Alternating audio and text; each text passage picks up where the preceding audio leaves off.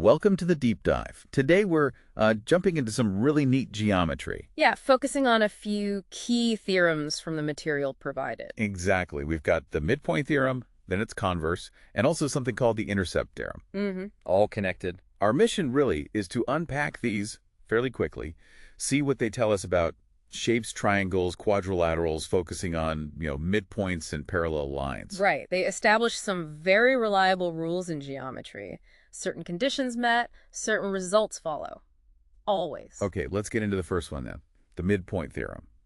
So you take a triangle, any triangle, Any triangle at all. and you find the exact middle point on two of its sides, the midpoints. Connect those 2 points with a line.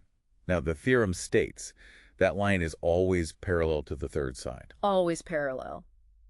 But there's more to it. Ah, right. The source mentioned its length, too. Exactly. That connecting line segment is also precisely half the length of the third side.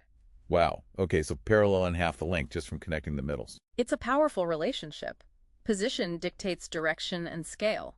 The proof often involves constructing a parallelogram, which makes the parallel and equal length aspects clearer. Interesting. Okay, so if that's the theorem, then the material moves straight to the converse. Flipping it around. Pretty much. With the converse, you start differently. Take a triangle, find the midpoint of just one side this time. Just one side. Okay. Then from that midpoint, you draw a line that's parallel to another side of the triangle. So start midpoint, go parallel. Where does that line hit the third side? Well, that's the question the converse answers.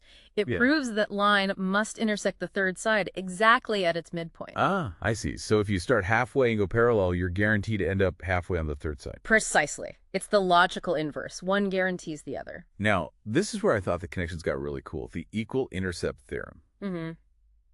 This one expands the view a bit. It deals with several parallel lines, right?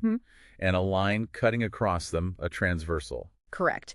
If that transversal cuts the parallel lines such that the segments between the parallel lines are all equal. These are the intercepts. Yes, the intercepts. If they're equal on that first transversal, Then any other line that cuts across those same parallel lines will also have equal intercepts between them. that's the theorem. It lets you transfer that equality of spacing across parallel lines. And the source material, example 8, I think it was, it actually uses this theorem to prove the converse of the midpoint theorem we just talked about. It does, which is a really elegant demonstration of how these geometric concepts build on each other. The intercept theorem provides the mechanism for the converse proof. That really ties them together. Okay, let's talk applications. Seeing it work makes it stick. Yeah, the examples help. Like example 1, take any quadrilateral. Doesn't matter what it looks like. Any four-sided figure. Find midpoints of all four sides and join adjacent ones. You'd always get a parallelogram. Always. It's like a hidden structure inside every quadrilateral. Quite surprising the first time you see it. It really is. Yeah. And then there was the trapezium example.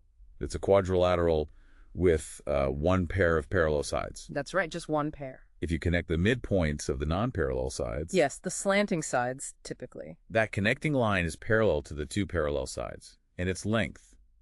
There's a formula. There is. Its length is exactly half the sum of the lengths of the two parallel sides. Example 6 shows that derivation. It's a very handy result. So, pulling back, Yeah.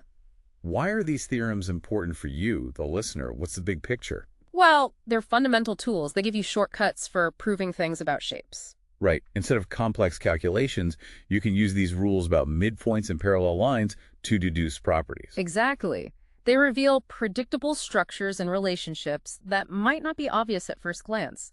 Finding the middle tells you a surprising amount. So the key takeaway really is midpoints and parallel lines aren't just random features.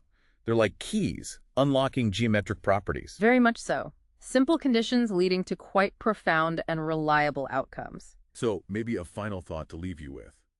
Think about how just finding the middle of something or understanding what parallel means can reveal so much structure, even beyond simple geometry.